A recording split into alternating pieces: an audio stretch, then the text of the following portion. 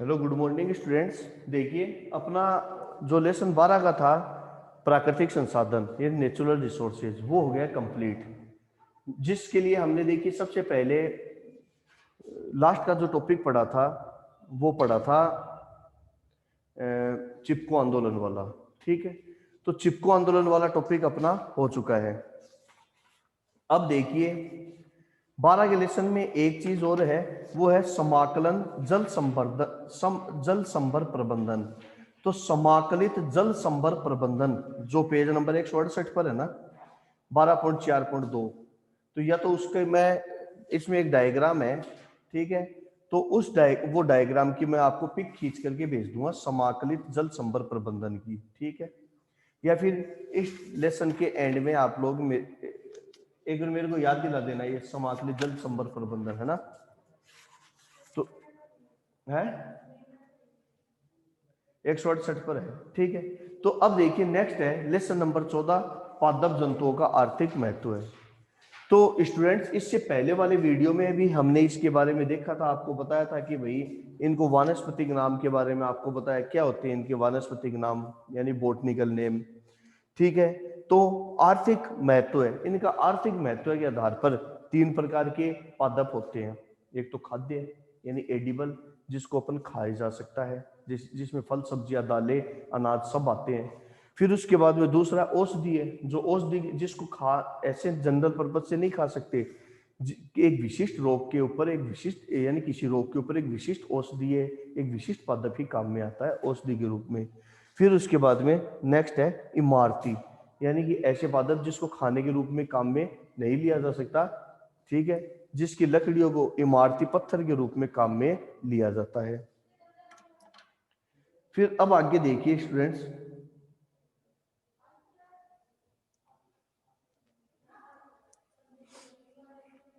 अब अपन ने अनाज वगैरह देख लिए थे।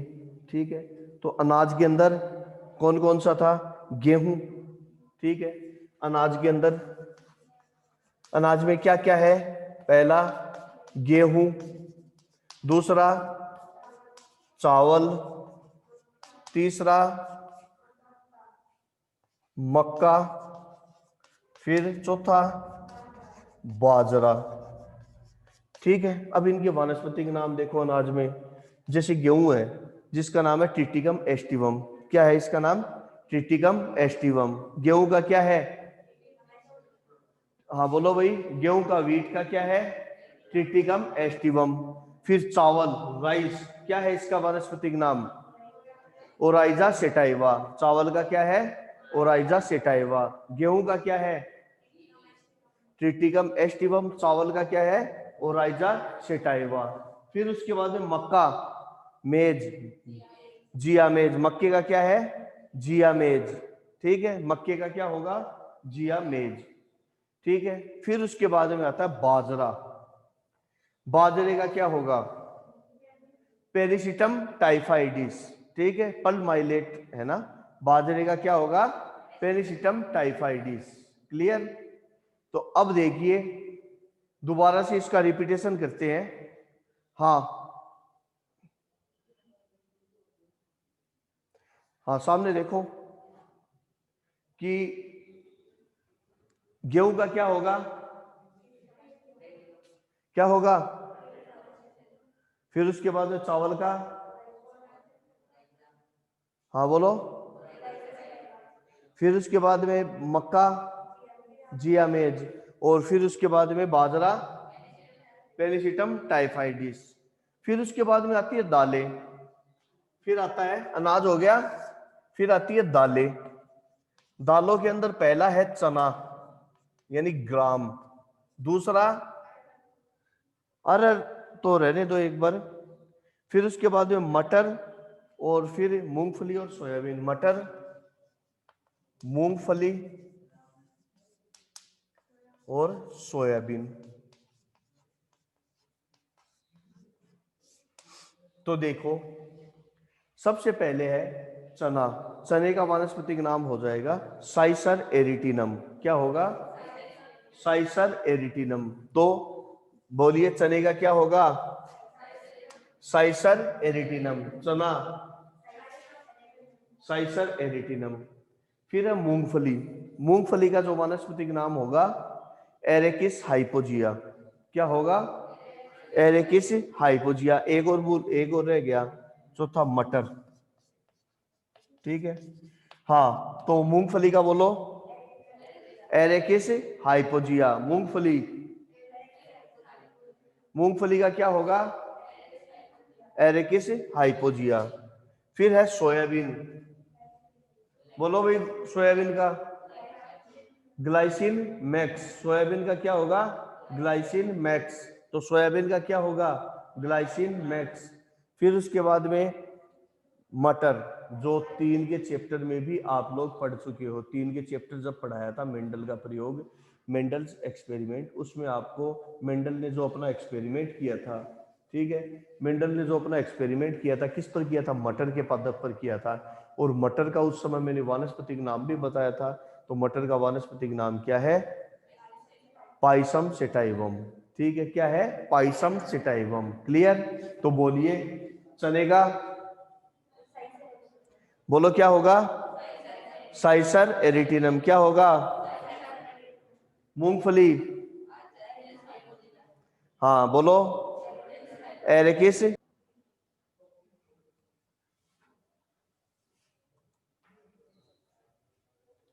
हाँ, फिर उसके बाद में मूंगफली का क्या होगा? अच्छा, मूंगफली का एरेकिस हाइपोजिया। मूंगफली का क्या होगा? एरेकिस हाइपोजिया। फिर उसके बाद में सोयाबीन का क्या होगा? Glycine max. सोयाबीन का क्या होगा? Glycine max. फिर उसके बाद में मटर, मटर का क्या होगा? Pisum sativum. क्या होगा इसका? Pisum sativum. तो मटर का होता है पाइसम सेटाइवम। क्लियर? नेक्स्ट है, ये यहां तक हो गया। फिर है तेल वगैरह में इतना नहीं है आपके। फिर है बेवरेजेज यानी पेय पदार्थ। तो पेय पदार्थों में देखिए क्या क्या है। पेय पदार्थ, बेवरेजेज, जिसमें क्या क्या है? पहला है चाय और दूसरा है कॉफी। पहला है चाय और दूसरा है कॉफी। कॉफी नहीं, कॉफी। ठीक है, अब देखो चाय और कॉफी का याद करने का तरीका कैसे है। सबसे पहले है चाय। चाय का क्या हो सकता है? बोलो, चाय का क्या होगा? कामेलिया साइनेंसिस। चाय का क्या है वानस्पतिक नाम? फिर से, कामेलिया साइनेंसिस। तो चाय का वानस्पतिक नाम क्या है? कामेलिया साइनेंसिस। चाय का क्या होगा? कामेलिया साइनेंसिस। ठीक है, तो चाय का वानस्पतिक नाम क्या होगा? कामेलिया साइनेंसिस। ठीक है,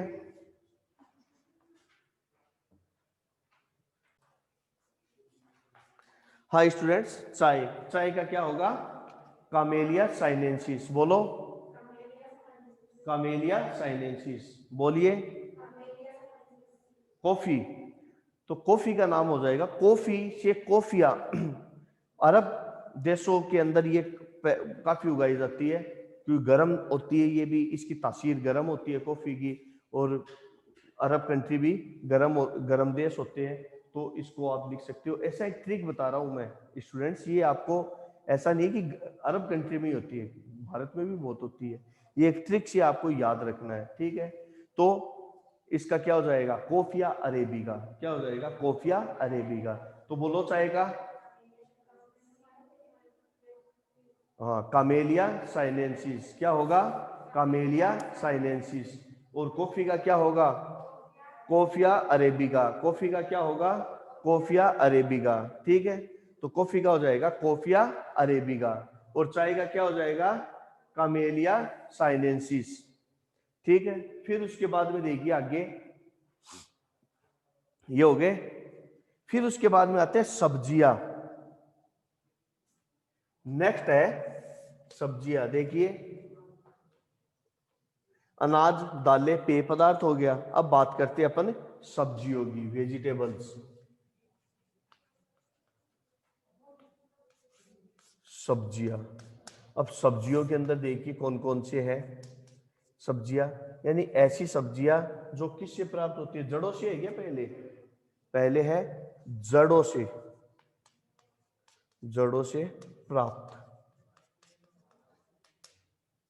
पहली है जड़ों से प्राप्त। तो देखिए जड़ों से प्राप्त में कौन कौन सी है भाई? गाजर,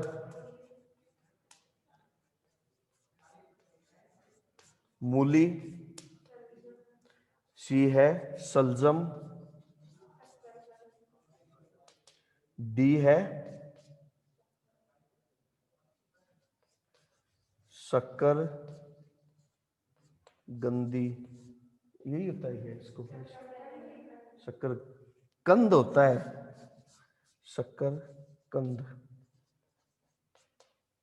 ठीक है, तो अब देखिए इनके वानस्पतिक नाम।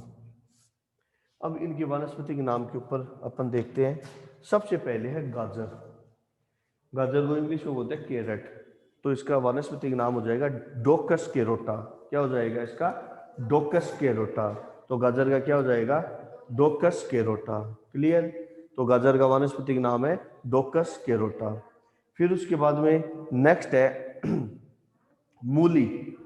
मूली का जो वानस्पतिक नाम है वो है रेफेनस सेटाइवम। क्या हैगा इसका? Raphanus sativum. ठीक है, तो मूली का वानस्पतिक नाम क्या हो जाएगा?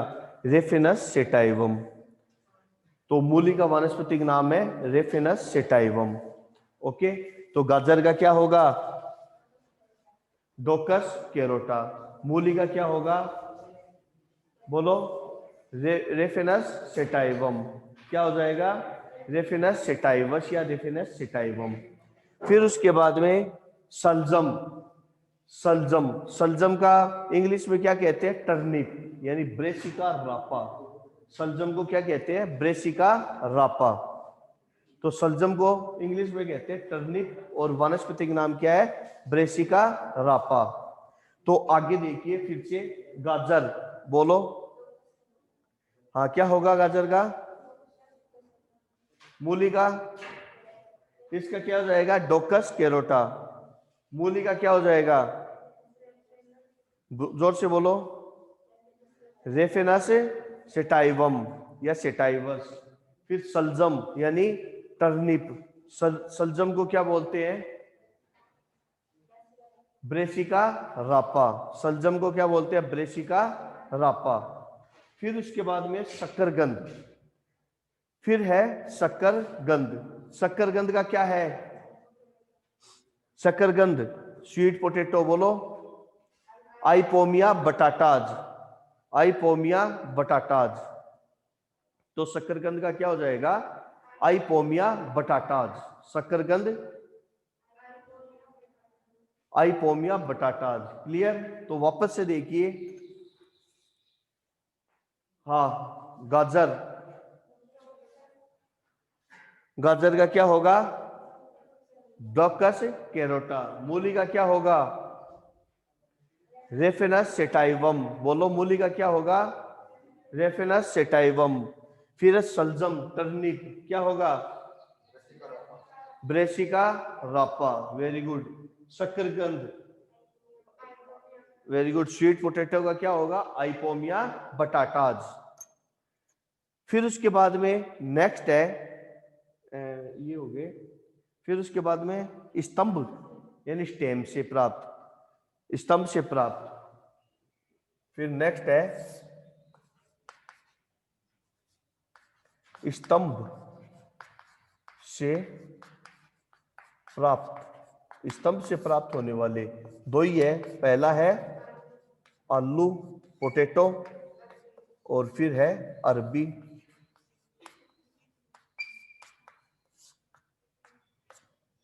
आलू, सोलेनम ट्यूबरोसम। आलू का क्या हो जाएगा? Solanum tuberosum. आलू सोलेनम ट्यूबरोसम। तो आलू का क्या हो जाएगा? Solanum tuberosum. फिर उसके बाद में है अरबी। अरबी का क्या हो जाएगा? बोलिए। कोलेकेशिया एस्कुलेंटम। क्या हो जाएगा? कोलेकेशिया एस्कुलेंटम। तो स्टूडेंट्स ये हो गया। अब एक बार वापस से इसको रिपीट कर लेते हैं। गेहूं का ट्रिटिकम एस्टिवम, चावल का ओराइजा सेटाइवा, मक्के का जिया मेज, गाजर का बाजरे का पेनिसिटम टाइफाइडिस, चने का साइसर एरिटिनम, मूंगफली का एरिकेस हाइपोजिया, सोयाबीन का ग्लाइसिन मैक्स, मटर का पाइसम सेटाइवम, चाय का कोलेकेशिया। अच्छा, क्या होगा? हाँ बोलो भाई। आज सुबह ही अपन इसके ऊपर डिस्कस कर रहे थे, चाय के ऊपर, और आप लोग बता भी रहे थे। तो इसका क्या हो जाएगा? कामेलिया साइनेंसिस। चाय का क्या होगा? कामेलिया साइनेंसिस। फिर है कॉफी, कॉफी का क्या होगा? Coffea arabica. फिर है जड़ों से प्राप्त, जिसमें गाजर यानी डोकस केरोटा, गाजर का क्या होगा? डोकस केरोटा। फिर है मूली, मूली का होगा रेफेनस सेटाइवम, मूली का होगा रेफेनस सेटाइवम। फिर है सलजम, सलजम का क्या होगा? ब्रेसिका रापा। फिर उसके बाद में शकरकंद, यानी कि शकरकंद है स्वीट पोटैटो, तो इसका क्या होगा? आइपोमिया बटाटाज। क्लियर? फिर उसके बाद में है स्तंभ, स्तंभ में आलू और अरबी। कई बार ये पूछ लेते हैं कि स्तंभ से प्राप्त होने वाली सब्जियों के नाम बताओ, वनस्पति। तो आलू बोलो, सोलेनम ट्यूबरोसम, सोलेनम ट्यूबरोसम। और अरबी का क्या हो जाएगा? कोलिकेशिया एस्कुलेंटा, कोलिकेशिया एस्कुलेंटा। फिर उसके बाद में देखिए कुछ और है जिसको अपन बाद में डिस्कस कर लेंगे। एक बार अपन जंतुओं का आर्थिक महत्व के ऊपर चलते हैं। तो स्टूडेंट्स, कल मधुमक्खी पालन के ऊपर हो गया था, आज करते हैं रेशम कीट पालन के ऊपर। तो अब बात करते हैं अपन रेशम कीट पालन।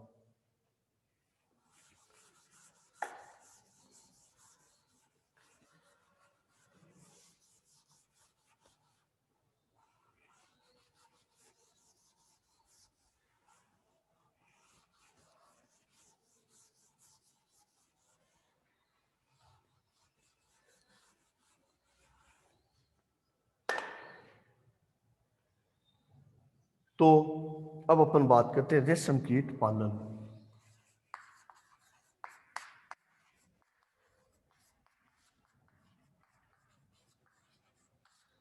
रेशम कीट पालन में किसका पालन किया जाता है? रेशम का, ठीक है ना। रेशम कीट का पालन किया जाता है, जिससे उस कीट का नाम, कीट का नाम क्या है?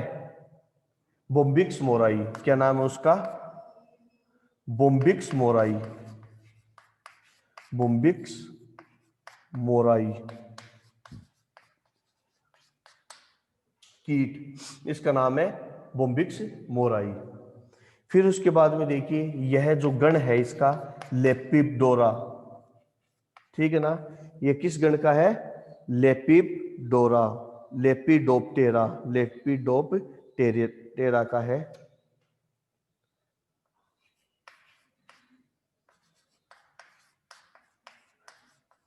और ऑर्थोपोडा संघ का है। संघ क्या है इसका? Arthropoda, Arthropoda.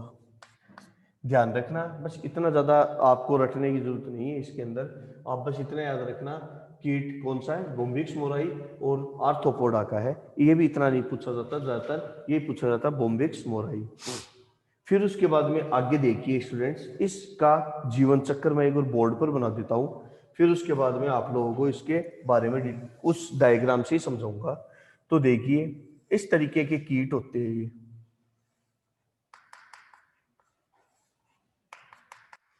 ये है मादा,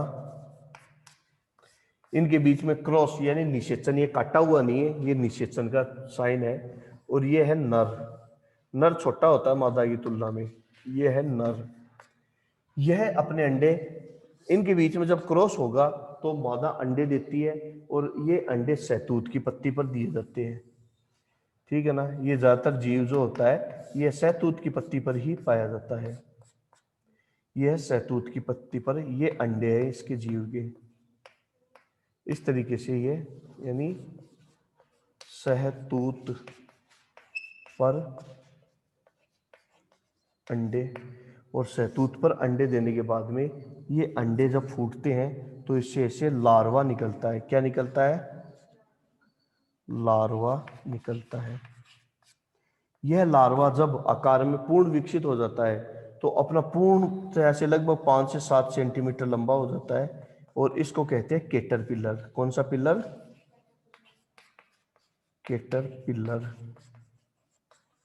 केटरपिलर आगे क्या करता है? केटरपिलर है वो आगे अब इतनी साइज होने के बाद में वृद्धि करता है और फिर आगे क्या बनाएगा? प्यूपा अवस्था बनाएगा, यानी इसके चारों तरफ धागे, ये धागे इकट्ठे हो जाएंगे इस तरीके से।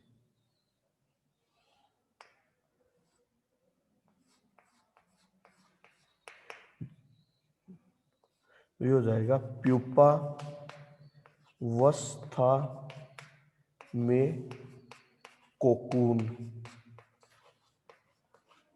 और इस तरीके से बनता है। तो स्टूडेंट्स, अभी मैं आपको थोड़ा सा टाइम दूंगा, इसमें आप चाहो तो इसका स्क्रीनशॉट ले सकते हो या वीडियो को पॉज करके ये डायग्राम बना सकते हो। तो देखिए कि रेशम कीट का जीवन चक्र, तो इसमें आपको लिखना कैसे है? रेशम कीट, रेशम कीट का वैज्ञानिक नाम है बोम्बिक्स मोराई। ठीक है, यह शहतूत की पत्तियों पर पाया जाता है। यह लेपिडोप्टेरा गण का सदस्य है। ठीक है, लेपिडोप्टेरा गण का सदस्य है तथा आर्थ्रोपोडा संघ का जीव है। अब आगे देखिए स्टूडेंट्स कि यह रेशम कीट जो है वह काफी समय से भारत में प्रचलित रहा है। नंबर 1 पर चाइना है, दूसरे पर भारत है। अब देखिए इसके अंदर क्या होगा कि नर और मादा होते हैं। मादा का आकार नर की तुलना में थोड़ा छोटा होता है। जब इनके बीच में निषेचन की क्रिया की जाती है तो निषेचन की क्रिया के बाद में मादा है वो, क्योंकि ये शहतूत की पेड़ पर ही रहते हैं जैसा कि, तो शहतूत की पत्ती पर ही मादा क्या देती है? अंडे देती है। और ये अंडे आगे जाकर के फूटते हैं जिससे लार्वा बनता है। लार्वा फिर आगे जाकर के वृद्धि करता है। लार्वा क्या करता है? यहाँ आगे जाकर के वृद्धि करता है जो, और अपनी आकार को बहुत ज्यादा बढ़ा लेता है। इसे हम क्या कहते हैं? क्या क्या कहते हैं? कैटरपिलर कहते हैं। अब यह कैटरपिलर शहतूत की पत्तियों को ही खाता है। ठीक है ना? किसको खाता है? शहतूत की पत्तियों को खाता है। फिर कुछ समय बाद में यह पत्तियों को खाना बंद कर देता है, और उस स्थिति में इसके शरीर से कुछ रेजिन के धागे निकलते हैं, और यह रेजिन के धागे इसको चारों तरफ से लपेट लेते हैं इस तरीके से।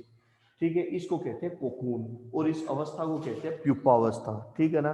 तो यानी कि जब कैटरपिलर के चारों तरफ धागे लिपट जाते हैं तो इस अवस्था को क्या कहते हैं? प्यूपा अवस्था, और इसको क्या कहते हैं? कोकून कहते हैं। इस तरीके से यहाँ से धागे अलग कर लिए जाते हैं और रेशम प्राप्त कर लिया जाता है। क्लियर? तो ये हो गया रेशम कीट पालन। तो स्टूडेंट्स, मैंने इसके लिए आपको समय दिया है, आप इसका स्क्रीनशॉट ले लीजिए।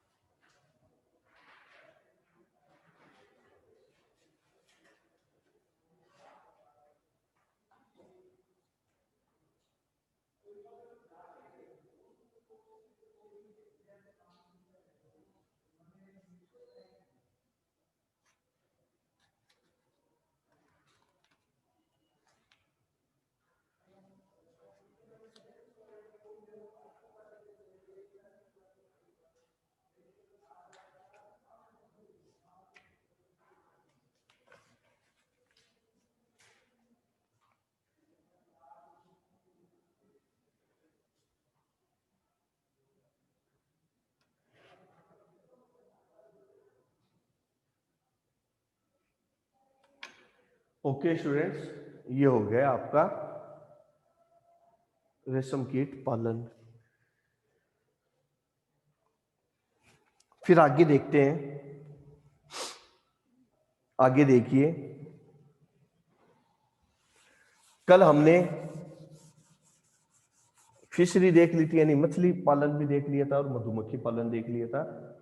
आज देखते हैं पशुपालन। आज जो अपना टॉपिक है वो है पशुपालन। तो देखिए स्टूडेंट्स, पशुपालन क्यों किया जाता है। देखिए, जो पिछली बार कृषि के बारे में आप लोगों को पढ़ाया था, तो कृषि अलग अलग प्रकार की कृषि बताई थी, उसमें एक थी मिश्रित कृषि। तो मिश्रित कृषि में आपको बताया था कि यदि कृषि के साथ, खेतीबाड़ी के साथ पशुपालन भी किया जाए, ठीक है, तो उसे हम क्या कहते हैं, मिश्रित कृषि कहते हैं। तो पशुपालन क्यों, क्योंकि कई लोगों के पास जमीन कम होती है, जमीन कम होने के कारण कृषि से उनकी आय नहीं चल सकती, घर का खर्चा, इसलिए वो लोग पशुपालन भी करते हैं। अब देखिए आगे, पशुपालन। पशुपालन के अंदर कौन कौन से पशु का पालन किया जाता है, गाय, भैंस, बकरी, और मुख्यतः उनसे क्या उत्पाद के रूप में, दूध के लिए उनका पालन किया जाता है स्पेशली, और स्पेशली गाय, भैंस, बकरी का। फिर उसके बाद में है पशुपालन के बाद में आता है डेयरी उद्योग। नेक्स्ट है पशुपालन के बाद में डेयरी उद्योग।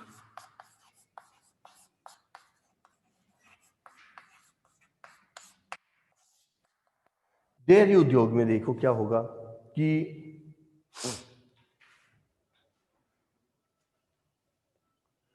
अब अपन बात करते हैं डेयरी उद्योग। तो देखिए, डेयरी उद्योग जो पशुपालन किया जाता है, इन पशुपालन में अगर हम सीधा दूध बेचे तो वो पशुपालन हो गया, अगर दूध से बने हुए अन्य उत्पाद भी बेचे जाए तो उसे हम डेयरी उद्योग कहते हैं। तो इसके लिए देखिए, डेयरी में क्या, जो पशुओं को पाला जाता है, जैसे गाय, भैंस, ज्यादातर गाय भैंसों को ही पाला जाता है, तो इससे कौन कौन से उत्पाद हमें प्राप्त होते हैं डेयरी से। तो देखिए, जैसे दूध और दूध से बनी हुई चीजें। अब दूध से क्या क्या बनता है ये भी देखो। पहला दूध, फिर दही, फिर छाछ, फिर दूध, दही, छाछ, घी, मक्खन, फिर इसके अलावा दूध, दही, छाछ, घी, मक्खन, पनीर, ठीक है, इससे क्या हो सकता है, पनीर भी प्राप्त हो सकता है। इसके अलावा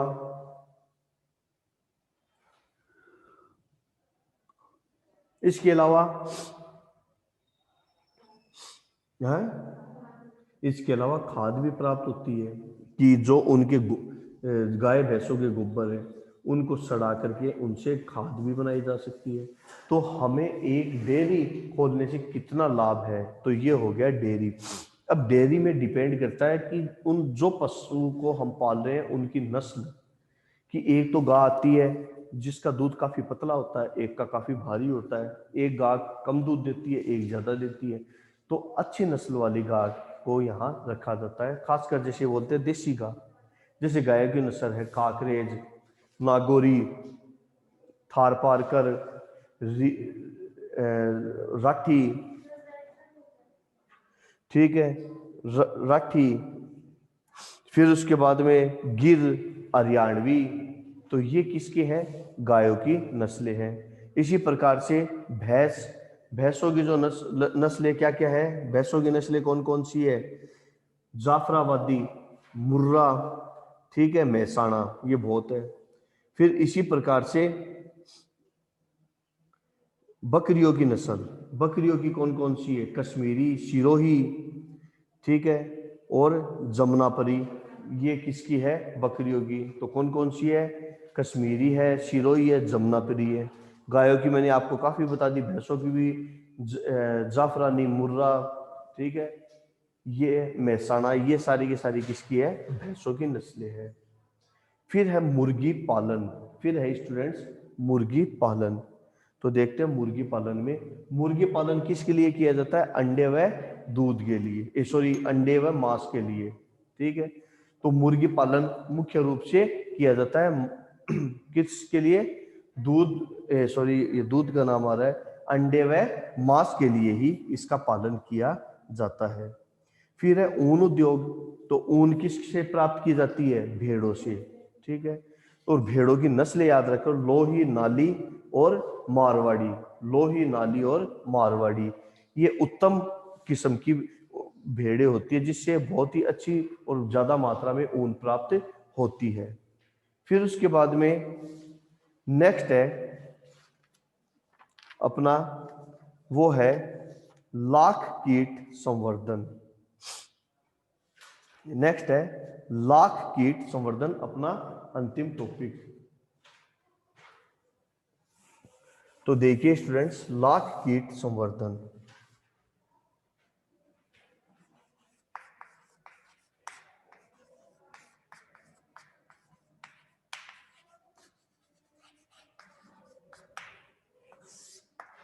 लाख कीट को लगभग ऐसा ही बनेगा, बस थोड़ी सी अंतर है, वो मैं आपको बता देता हूं।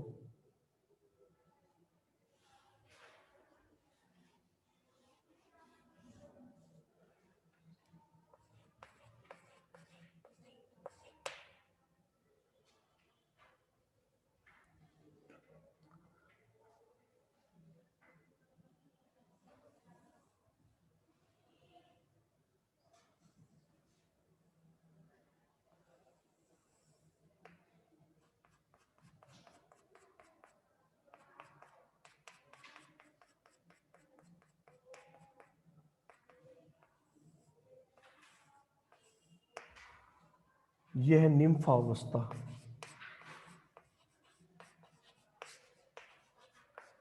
यह निम्फावस्था। तो लाख का कीट, उस कीट का जो नाम है उसका नाम है लेसिफर लेका। लेसिफर लेका। तो देखिए लाख कीट संवर्धन, लाख कीट संवर्धन में लाख का संवर्धन किया जाता है और उस लाख की कीट का नाम है लेसिफर लेका। ठीक है।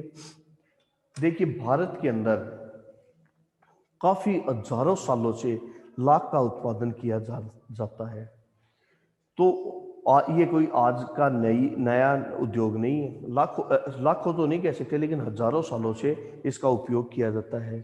महाभारत काल जो काफी पुराना, 5000 से भी ज्यादा साल पुराना है वाली घटना है, उसमें भी लाख का जिक्र किया गया है।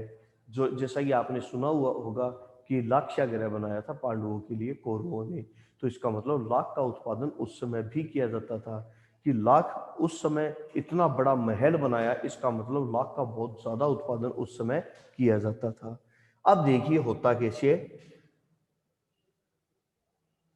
लाख कीट संवर्धन वो का वो है कि जिसमें नर व मादा दो होते हैं। मादा का आकार नर से बड़ा होता है। मादा का आकार कैसा होता है? नर से बड़ा होता है। इसके अलावा इनका रंग गुलाबी होता है। नर मादा गुलाबी रंग के होते हैं, मादा का आकार नर से बड़ा होता है।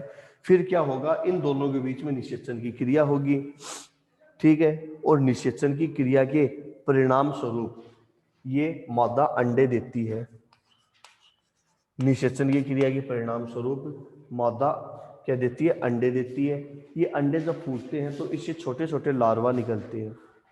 ये लार्वा जलीय भोजन या छोटे सूक्ष्म भोजन को खा करके अपना पूर्ण आकार बढ़ा लेते हैं। धीरे धीरे इनका आकार पूर्ण हो जाता है, लगभग 5 से 7 सेंटीमीटर। और इस अवस्था को कहते हैं कैटरपिलर। ठीक है। इस अवस्था को कहते हैं कैटरपिलर। और कुछ समय बाद में कैटरपिलर भोजन खाना छोड़ करके, ठीक है, इसके चारों तरफ एक रेजिन निकलता है। जैसे शरीर से पसीना निकलता है, वैसे शरीर से एक रेजिन युक्त तरल पदार्थ निकलता है और वह हवा के संपर्क में आकर के सूख जाता है। और इस अवस्था को कहते हैं निम्फावस्था। और इसी रेजिन को क्या कहते हैं? लाख कहते हैं। ध्यान रखना, इस रेजिन को क्या कहते हैं? लाख कहते हैं। ठीक है। तो इसके अंदर देखो, ये जानवर और इसके चारों तरफ ये क्या है? लाख है। इस लाख को पृथक कर लिया जाता है। अब इस लाख को पृथक करने की विधियां, दो प्रकार की विधियां हैं। एक है परंपरागत विधि, परंपरागत विधि, और दूसरी है आधुनिक विधि।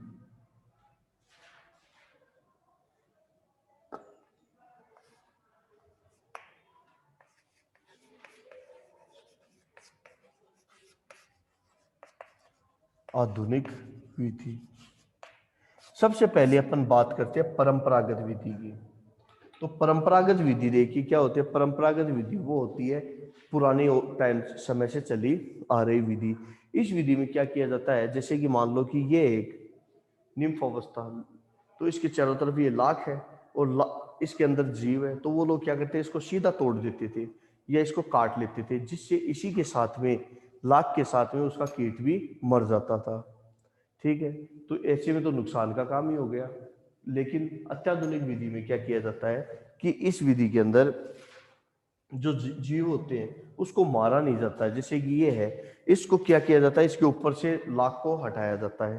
ठीक है, और इस विधि के अंदर क्या किया जाता है, ऊपर से लाख है उसको खुरच करके हटाया जाता है और लाख हट जाता है, और जो अंदर जीव होता है उसको छोड़ दिया जाता है, वापस उसके ऊपर लाख आ जाता है, और यही प्रक्रिया लगातार चलती रहती है। यह है अत्याधुनिक विधि। तो स्टूडेंट्स ये हो गया अपना लाख के बारे में। कल ये लेसन अपना कंप्लीट हो जाएगा। Okay students, thank you.